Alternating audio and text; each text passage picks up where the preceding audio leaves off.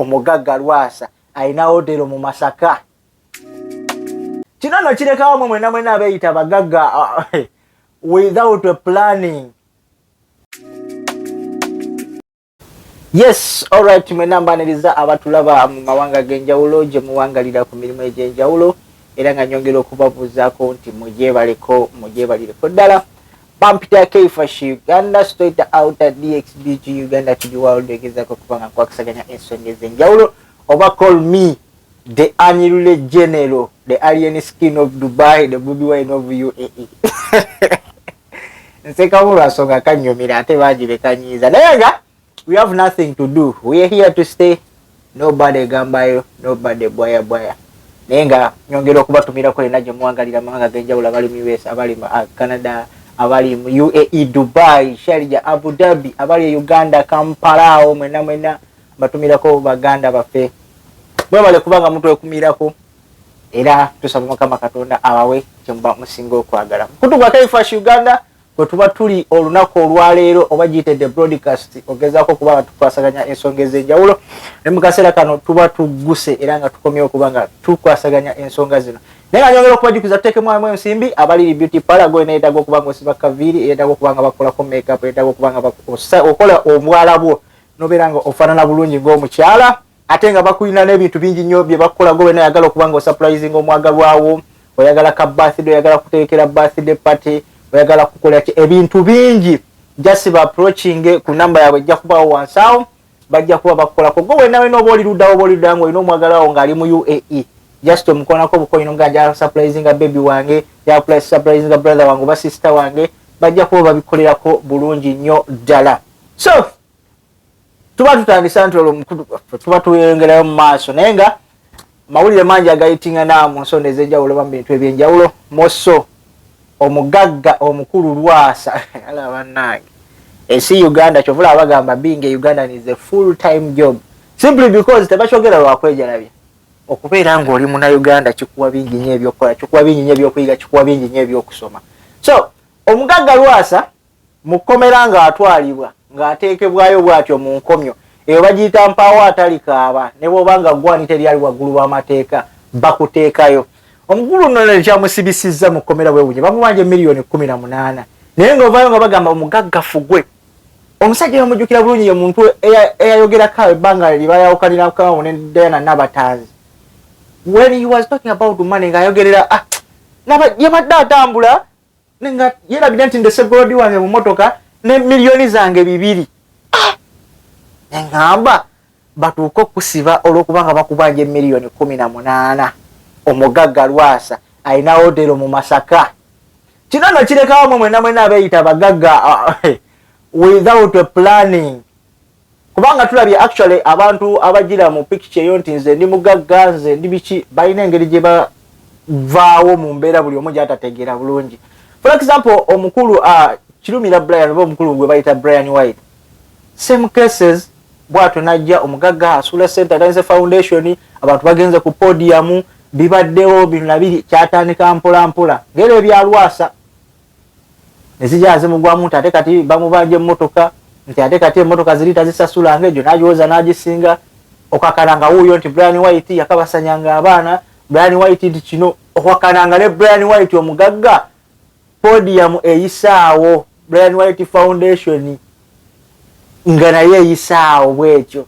Omugagga kati ali Dubai jawangalira atambuza mpola bulamu bwe nenga naye byalimu era okusiba singa tekwali bulwadde bwe yafuna musajja wattu oba mutega kundiri nga alina ku oxygen singa kati osanga ne Brian White ali mu kkomera okitegeera kibalekawo bannaye botunira kati omukulu si papa byatandika bwe bityo naye abadde mugagga bamu kubadde basasanya sente biki okakana kasipapa kantu katono nnyo kasipakinza autum nti yakutte omusudani mu nsawo biki yabyese miliyoni z'omusudani eza dola bweziti iPhone biki okukakana ngaye bamukutte yagenda nga asaaga si papa nkomawo ate sikano kantu katono nnyo kangene ne reporting bagenda kumpa beiro nakati si papa akyali mu nkomyo atemeza amabega wa mitayimba okitegeera. Omukulu esike embuga bw'atyo nti ate bamukwatidde simanya Dubai simanya bamusibidde ludda wa biki kwegamba otunuulira sinayiro z'abaana abasajja abadde bajja bateekebwa mu kifaananyi nti ono ye mugagga aliko ku map nga tubavuddeko ko tudda ku Mugaga Lwasa go basibye okuba abangi bwe milioni 18 ye musajja abadde ajja kyanga abakazi avakoona addakoona ate nga making sure nti atapinga on those ladies nga balina kumanya nga ye watapinga n'ateeka oluseke ate ye milioni 18 zino biga byatandika milioni 6 yalina sponsorship gye yakola mu kiemu eyalindoza yaddabana n'abatanzi ebbanja eryo ne ligenda nga likula omwami ono n'agala odisasula olw'embeera gye balina waawo ne n'abatanzi ebbanga ala naye lwaki ne ligenda nga likula mpaka lyatuuse okuba nga limusibye essaawa zo n'otuuka okuba nga tolina na ssente zisobola kuba iringa kujja mu kkomera ne bakwata essimu ye i14 14 Pro Max ne bagiteeka ku mbaata ne bagitunda $1,50,000 nga basonda ssente zijja Mwami Lwasa mu kkomera ndoza I think approximately babadde basonzeyo milioni zabadde 12 zabadde ziweze 12 milioni 10 somewhere there okubanga ndoza bagera mu bailinga ne bandoza zabadde 15 ya 15M ndoza ze babadde bakafuna okubanga bamubailinga aberenga avaayo esatu azinonye nga ali outside n'ekino kyonna ofunamu kyakuyiga ki nti omwami ono ebbanga lyamaze nga ali mu limelight oba nga ali mu kamera abadde ajja akola ebintu bingi abadde ajja ayisaamu abakazi amaaso kale tugambe butawa abakyala kitiibwa kubanga toyinza kubanga olina abaana abakuze omwami nga Lwasa olina omukazi nodda kubalaba abanna abawala obbayisaamu amaaso mu mbeera eyo nti ono bwagenda nga mpasa omulala olwoli bwagenda nga mpasa omulala bagamba Katonda talya paani buli kimu kye tukola tuba tujja kisasulira kati ebimu ku ebyo otandika obisasulira kati tumanyi oba golodi gwe watunda nga yalagawa abaffe kyemugamba ebbaala eziri e Masaka tekyakola Lwasa Gardens eri e Masaka yagwa omwami yasayirinze ne Tiana Banks kiki ekyatuukawo bale ebintu bingi tuteekeddwa obifunirako ekyokuyiga kingi nnyo mu mbeera gye tuba kiwangaliramu so Omugaga Lwasa bwato katumusabire ate abeere nga avunuka zino ensonga naye nga buli kimu kyokola mu nsi ya Katonda muno kiyinza obutabulukukira mu ggwe ne kibulukukira oluusi mbaana boozadde omu ku bo oba ku bo naye ng'ate weerabidde nti olina bye bawakola bala abaana bange abasajja babendako we bagenda abaana bange awuyenda ku mukazi ono n'oli naye nga weerabidde nti gwe wakikola ne kitakuddiramu naye ate ne kiddiramu baana bo bagamba gufiira ku mugumba kitegeeza kiba kigenda kulondoola bali baba bafuuse bakkaaliya so gwe wasanga abaana b'abandi n'ogenda n'oja wuyo ate owasizza omunakkenya oba omunakkenya yavaako okwavuwanako muganda wange n'obulabona akamotoka ke basobola okuteeka ku mbata bakatunde milioni 40 ku motoka z'oba ovuga ez'ebbeeyi bajjeko milioni 18 basisasule ebbanja bakwate balance asigaddewo bamukube ogaemu naye Mwami Lwasa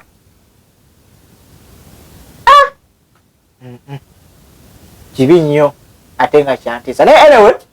ebintu ebyo bibaawo mu nsi teogamba muntu agamba ibakyogera bati omanyi my Luganda is not Lugandaling naye nga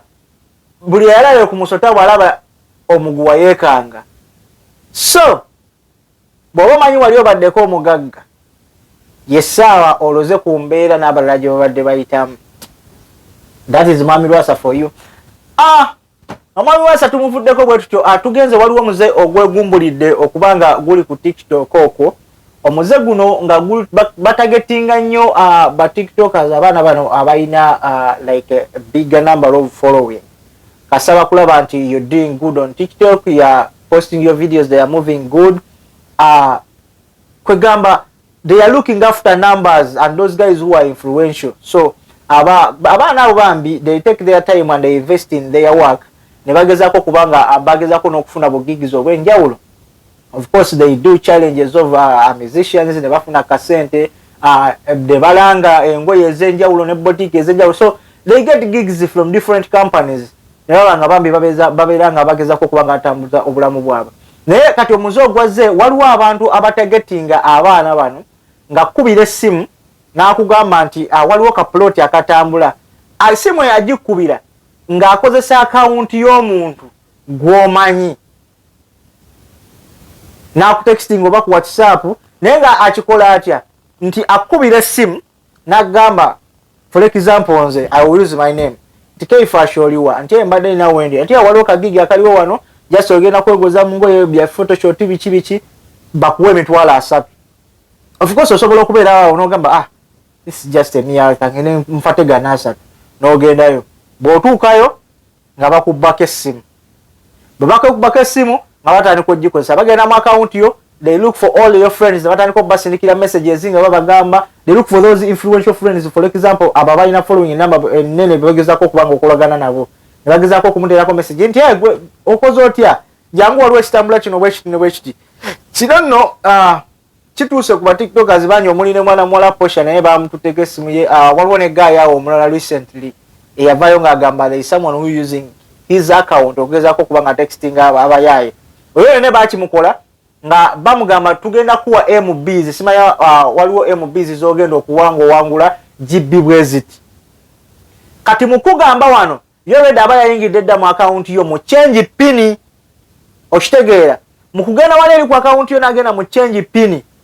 bwakugamba nti weereza obusimanya tubagenda kuwa MBs naye tusindikire kode egenda okujja ku simu yo. Kode ego bw'oba tosomye bulungi nnyo olaba kodi n'okwata kodi n'ogi forwardinga kodi ebegenda muyamba okukyusa password ya account yo yateekemu password eyiye era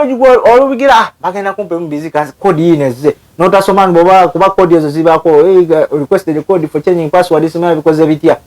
bwe n'omala gagikwata n'ogi forwardingira account oba ogiruuzinze ezo bwezi kyokka account bwe bazibba. So kati for the sake of guno omuze oguliko good training nkati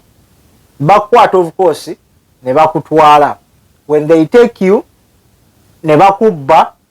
essimu batandika okugikozesa ne ba requesting abachalibo nti waliwo obugigizi bwe buti buno nakutambulaga bagenda nga naye bamubba nga they do the same thing omusego ne gugenda nga gutambula kati aba bakibuuse be babatono nti ogamba bachalibo nti essimu yange bakoze eki bagibbye naye kati kino ekisaawa zino kikyali ku kyakubba akawunti z'abaana nakubba masimu naye I think guno omuze we gugenda okubanga gukulira gugenda ku resultinga nti bagenda kukubira ng'oli mwana wa buwala nga target ya kukwata to rape you or to use you or sometime it can even result into death basobola okutta simply because of that. Now wobulenzi tewebalaata they can call you ne bagamba waliwo gigi bweti ne weti obaani oba migi oba ivo obaani anyone so long as you are an influential you are the TikTok. If they call you in that way ogenda okulabanga bagamba nti tubadde tunoonya miki batodde nanoonya ivo tubadde tunoonya gundi ate akyalabika nti bamusanze gundi nga bamutta naye nga why simply because of wakawo amaanyi go gotaddemu obudde bwe bwotaddemu outfits zo zoteekamu sente nyingi essimu gy'okozesa someone who shoots your videos ebyo byonna tebabibala nti you invest in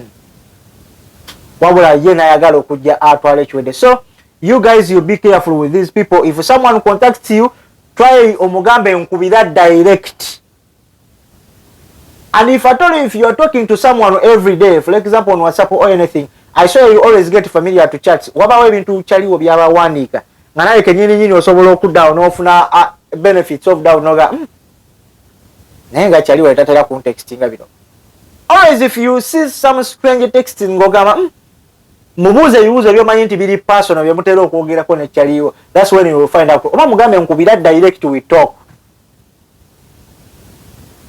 ajja kubulako engeri gyakitandikamu. So mubeere careful with those kind of people ne bye baagala okuba nga babatuusaka, otherwise this will result into danger. Mugezeeko okuba nga mwegadinga n'okuba nga mugezaako okugadinga amasima ate muteeke nnyo protection ku bintu byammwe. Before nateranga okulaba nga ngamba muli mutima nti